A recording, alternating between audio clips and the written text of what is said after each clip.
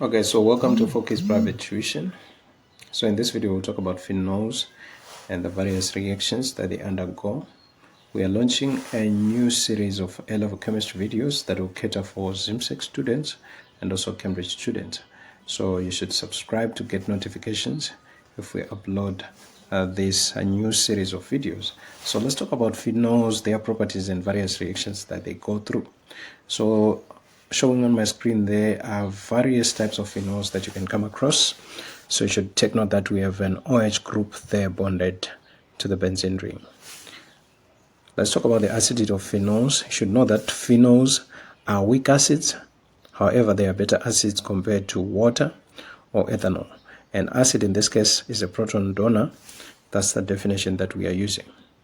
So the reason why phenols are more acidic than alcohols and water is that the OH bond is weak because part of the electron cloud on the oxygen is drawn into the ring of delocalized electrons. So this makes the OH bond weak, making phenols better proton donors.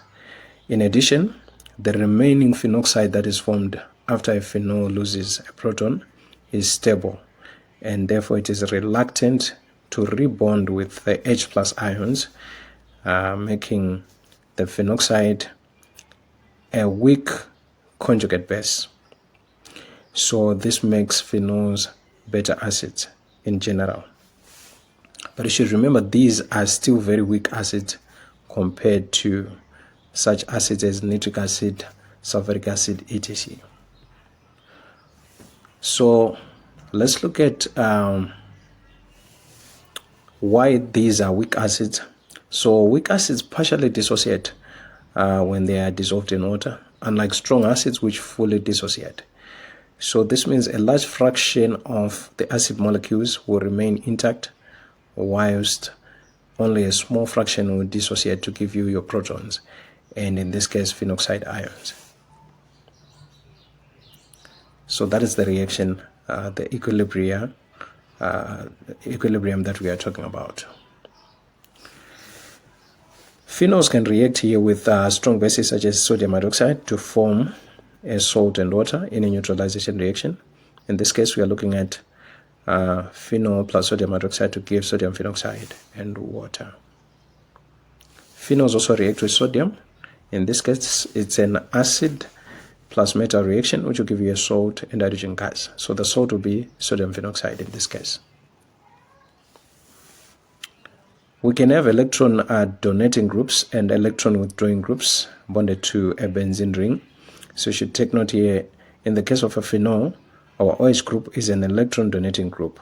Hence it will activate positions 2, 4, and 6. So if there's going to be electrophilic substitution, it will occur at positions 2, 4, and 6 with the phenol. And you should remember that the phenol is more reactive in general compared to benzene. So it will undergo electrophilic substitution reactions quite easily compared to benzene. Other electron donating groups, we include the amine group. So that's phenylamine there, which is similar to the phenol in the sense that it will activate positions 2, 4, and 6. In another video, we looked at oxygen and nitrogen analogs. So this is an example where you have an oxygen version of a molecule and a nitrogen version of a molecule. So phenylamine is the nitrogen version of the phenol.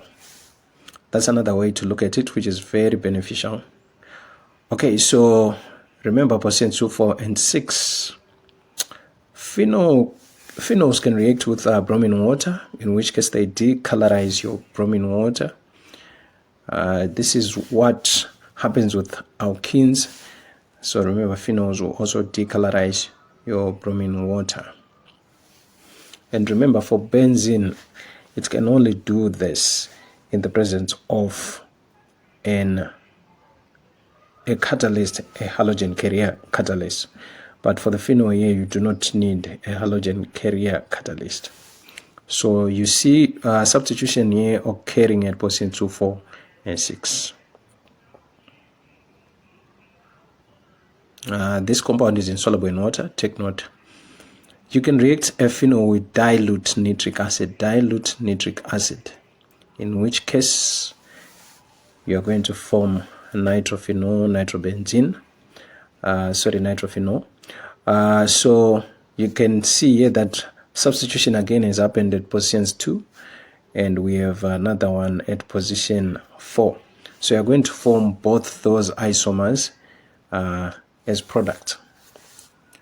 Okay. Another example there, you can react your phenol with acyl chlorides in the presence of a halogen carrier catalyst, and you see substitution taking place there at position 2. Let's look at another example here. So with the nitrobenzene here, the nitro group is electron withdrawing, and you can see here substitution rather taking place at position 3. So when you have electron withdrawing groups, substitution is going to occur at positions 3 and 5. These are analogs as before, the nitrogen version, the oxygen version. Okay, so let's look at coupling reactions, which form for us a group of compounds that are called azodies. So you can react a phenol sodium hydroxide to form sodium phenoxide, as you saw earlier on, but then you can add benzene diazonium chloride and you form an azodie. These are colored compounds that are very useful. So that's a coupling reaction taking place there. Essentially what's happening is that benzene diazonium ion there is going to act as an electrophile, and substitution is going to occur on position number 2. So we have 1, 2, 3, 4, position number 4 on our phenol ring. So this is essentially what has happened there. So for now, this is all I had for you. So we'll continue making these revision videos. So subscribe to our channel and share with a friend. And also don't hesitate to contact me directly on my WhatsApp number. You can also leave a comment. I'll also put a link in the description so that you can download my free PDF, which contains all this material compiled in one document. So see you in another video.